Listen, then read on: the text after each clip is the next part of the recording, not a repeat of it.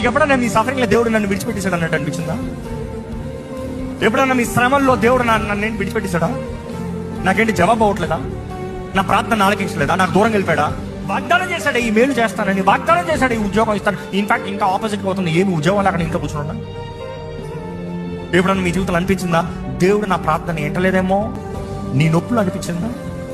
నేను సరిగ్గా ఉన్నాను కదా, నేను యథార్థంగానే ఉన్నాను కదా, నేను నమ్మకంగానే ఉన్నాను కదా, వై నాకు ఎందుకు ఈ నొప్పి? యోబు అంటాడండి, ఒకసారి చదువుతామా 23:8, 9, 10. ఆయన అంటున్నాడు దేవుడు పని చేస్తూనే ఉన్నాడు. Is working but I cannot see. ఆయన పని చేస్తున్నాడు, నేను చూడలేకపోతున్నా. ఆయన కార్యం జరిగిస్తున్నాడు, నేను గ్రహించలేకపోతున్నా.